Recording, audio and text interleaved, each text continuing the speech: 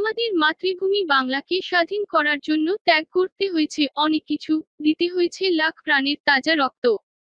পাকিস্তানি শাসনের শৃঙ্খল থেকে স্বাধীনতা ঘোষণার সেই গৌরব ও অহংকারের দিন ২৬শে মার্চ ১৯৭১ সালের এই দিনে পাকিস্তানি হানাদার বাহিনীর নির্বিচার হত্যা, ধ্বংস ও পৈশাচিকতার বিরুদ্ধে ৯ মাসের মরণপণ লড়াইয়ের মধ্য দিয়ে অভ্যুদয় ঘটে স্বাধীন বাংলাদেশের, জন্ম হয় লাল সবুজ পতাকার। এদিনে বাঙালি পরাধীনতা থেকে দেশমাতৃকাকে রক্ষার উদ্দেশ্যে আনুষ্ঠানিকভাবে হাতে তুলে নিয়েছিল অস্ত্র। আক্রমণকারী পাকিস্তানি সামরিক বাহিনীর বিরুদ্ধে নেমেছিল সশস্ত্র যুদ্ধে। একটি জাতির স্বাধীনতা তার ইতিহাসে যেমন গৌরবের, তেমনি বেদনার। অনেক রক্ত, অনেক আত্মত্যাগের বিনিময়ে অর্জিত হয়েছে আমাদের বিজয়। এই স্বাধীনতা সংগ্রামের রয়েছে দীর্ঘ ইতিহাস ও পটভূমি। একদিনের ঘোষণায় বা কারো বাঁশির শব্দ শুনে গোটা জাতি জীবন বাজি রেখে মরণপণ লড়াই সংগ্রামে ঝাঁপিয়ে পড়েনি। ৪৭ এই অদ্ভুত দ্বিজাতিতত্ত্বের ভিত্তিতে দেশ বিভক্তির পর থেকেই উর্দু শাসকদের নানা কর্মকাণ্ডের বিরুদ্ধে বাঙালির রক্ত সংগ্রামের চেতনার উন্মেষ ঘটতে থাকে। মাতৃভাষার দাবিতে সেই ৪৮ সাল থেকে শুরু করে ৫২-র ২১শে ফেব্রুয়ারির রক্তদান সংগ্রাম আন্দোলন, ৫৪ এর যুক্তফ্রন্ট নির্বাচনে মুসলিম লীগের বিরুদ্ধে জাতির রায়, ৫৬-তে এসে সংবিধানের রাষ্ট্রভাষা বাংলার স্বীকৃতি আদায়, ৬২-এর শিক্ষা কমিশন আন্দোলন, ৬৬-এর ৬ দফার মধ্য দিয়ে বাঙালির মুক্তিসনদ ঘোষণা, ৬৯-এর ছাত্রদের ১১ দফা আন্দোলনের মধ্য দিয়ে ছাত্র জনতার ঐতিহাসিক গণ অভ্যুত্থানের মধ্য দিয়ে প্রেসিডেন্ট ফিল্ড মার্শাল আইয়ুব খানের বিদায় এবং ৭০-এ পাকিস্তানের জাতীয় পরিষদ নির্বাচনে আওয়ামী লীগের নিরঙ্কুশ বিজয়ের ধারাবাহিকতায় এসেছে বঙ্গবন্ধুর নেতৃত্ব এবং স্বপ্নের স্বাধীনতা। ৭০-এর নির্বাচনে অভূতপূর্ব বিজয়ের পর বাঙালির স্বপ্নপুরুষ, হাজার বছরের শ্রেষ্ঠ বাঙালি, বাংলার অবিসংবাদিত নেতা বঙ্গবন্ধু শেখ মুজিবুর রহমান সংখ্যাগরিষ্ঠ দলের নেতা নির্বাচিত হওয়ার মধ্য দিয়েই আইনগত ও সাংবিধানিকভাবে অর্জন করেন দেশ পরিচালনার ক্ষমতা এবং স্বাধীনতা ঘোষণা করার যোগ্যতা। ৭ মার্চে বঙ্গবন্ধুর সেই ঐতিহাসিক ভাষণ, এবারের সংগ্রাম আমাদের মুক্তির সংগ্রাম, এবারের সংগ্রাম স্বাধীনতার সংগ্রাম, এই জগদ্বিখ্যাত ঘোষণার মধ্য দিয়েই মূলত বাঙালি জাতি মুক্তিযুদ্ধের গ্রিন সিগন্যাল পেয়ে যায়। খুঁজে পায় গেরিলা যুদ্ধের গোপন কৌশল ও দিক নির্দেশনা।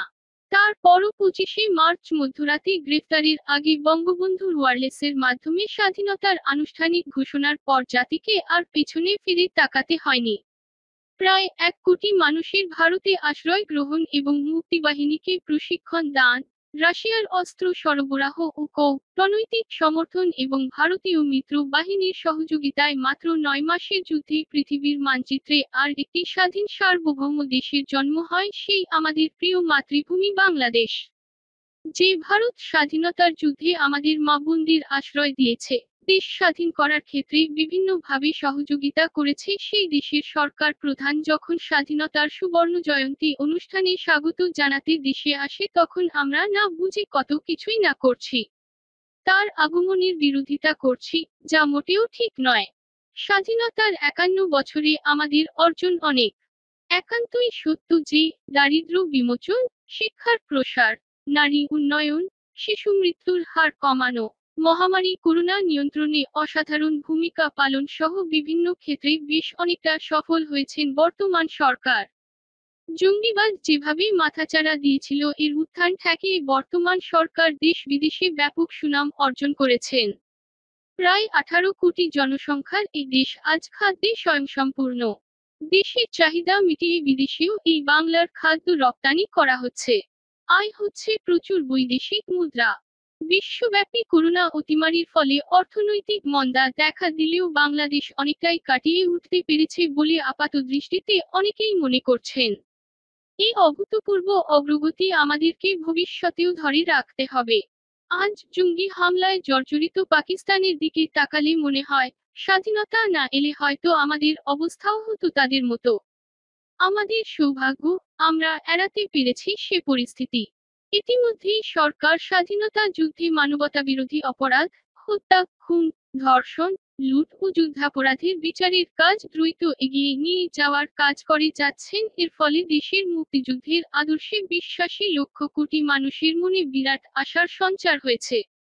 মহান স্বাধীনতা দিবসে আমাদের একটাই প্রত্যাশা, বাংলাদেশের মহান স্বাধীনতার স্থপতি, হাজার বছরের শ্রেষ্ঠ বাঙালি জাতির জনক বঙ্গবন্ধু শেখ মুজিবুর রহমান ধর্মনিরপেক্ষতার যে স্বপ্ন দেখেছিলেন তা যেন পরিপূর্ণভাবে বাস্তবায়িত হয়। আমাদের এই শান্তিময় দেশে ধর্মের নামে যেন কেউ অশান্তির সৃষ্টি করতে না পারে সেই ব্যবস্থা করতে হবে। যার যার ধর্ম স্বাধীনভাবে পালন করার বিষয়ে বঙ্গবন্ধু যে স্বপ্ন দেখতেন তার বাস্তবায়ন আজ খুবই প্রয়োজন। ১৯৭২ সালে ৪ নভেম্বর জাতীয় সংসদে বঙ্গবন্ধু বলেছিলেন, জনাব স্পিকার সাহেব, ধর্মনিরপেক্ষতা মানে ধর্মহীনতা নয়। বাংলার ৭.৫ কোটি মানুষের ধর্মকর্ম করার অধিকার থাকবে। আমরা আইন করে ধর্মকে বন্ধ করতে চাই না এবং করব না।